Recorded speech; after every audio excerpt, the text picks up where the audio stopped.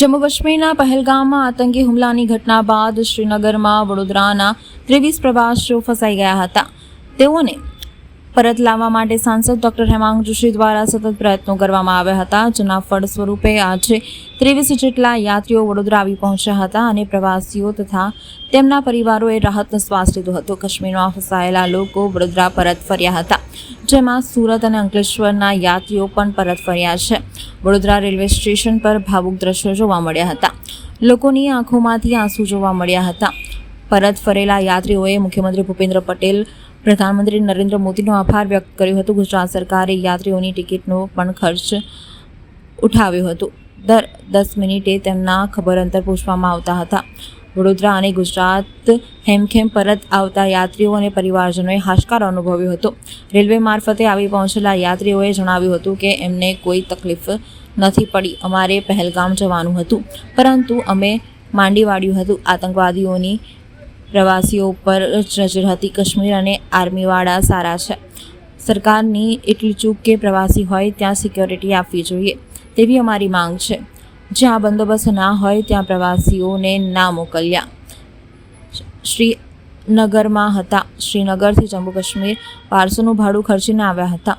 મહિલા પર્યટકે જણાવ્યું હતું કે વડોદરામાં અમે સુરક્ષિત પહોંચી ગયા છીએ. ત્યાંના લોકોએ અમને જમવાની સુવિધા આપી હતી. આવવા જવાના ઘણા સપોર્ટ પણ કર્યા હતા. એક વખત રાત્રે 10 વાગે અટકી ગયા હતા, ત્યારે સ્થાનિકોએ તેમની કારમાં અમને છોડી ગયા હતા. એમને કહ્યું હતું કે તમે અમારા ઘરે પણ ચાલો, અમારે પણ માતા, બહેન અને પરિવાર છે. તે લોકો પણ ઘટનાથી ઘણા દુઃખી છે. તેઓ કહે છે કે તમે હવે અમારા પર વિશ્વાસ કરવો મુશ્કેલ બનશે.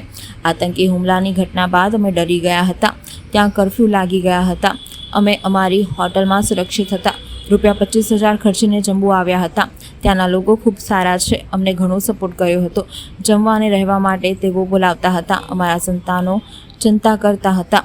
હવે ઘરે આવીને અમે ઘણી રાહત અનુભવી રહ્યા છે. અમે અમારા પરિવારજનોને અમે બધાને મળી શક્યા અને ફૂલ સપોર્ટ મળ્યો છે અમને. વડોદરા સાંસદ બહુ જ થેન્કફુલી છે કે અમે હાલ હમણાં વડોદરા ઉપર છે ને અહીંયા અમારા બધા છે. અહીંયા મારા ફેમિલી બધા જ મને પિકઅપ કરવા આવ્યા છે ને એટલી બધી ખુશી છે કે કોઈ એનું ઠેકાણું જ નથી એમ કહીએ. હા, 100% એવું લાગે છે. અમે 2 દિવસ ત્યાં ફસાઈ ગયા હતા અને ખૂબ ખૂબ ધન્યવાદ હેમાંગ જોશીનો. ખૂબ ખૂબ ધન્યવાદ. મારું નામ ચાંદની પરમાર છે. બિલકુલ, અમે સુરક્ષિત રીતે વડોદરા પાછા આવી ગયા છે. ભગવાનનો આભાર માનીએ છીએ કે અમારો જીવ સુરક્ષિત રીતે અમે બચાવીને આવ્યા છે. પણ જ્યારે ત્યાં આ ઘટના બની ત્યારે અમે શ્રીનગરના એક શાલીમાર ગાર્ડનમાં હતા. ધીરે ધીરે અમને સોશિયલ મીડિયાથી ખબર પડી કે આ રીતની ઘટના બની છે. પરંતુ ત્યારબાદ લાઈવ ચોકમાં પણ વિરોધ પ્રદર્શન થતું હતું અને એના માટે હું ત્યાં ખુદ પણ ગઈ હતી. એટલે ત્યારે બધી શોપ્સ બંધ કરી દીધી હતી અને બધી સ્કૂલ પણ બંધ કરી દીધી હતી, જેવી રીતે આપણે ત્યાં કોરોનામાં કરવામાં આવ્યું હતું. અને આર્મીનો બહુ સપોર્ટ મળ્યો છે. આર્મીની સિક્યોરિટી તૈનાત કરી દેવામાં આવી હતી અને પોલીસ પણ ત્યાં બંદોબસ્ત હતો. એટલે એ લોકો હતા એટલે અમને એવી ચિંતા નહોતી કે અમને કંઈ થઈ જશે.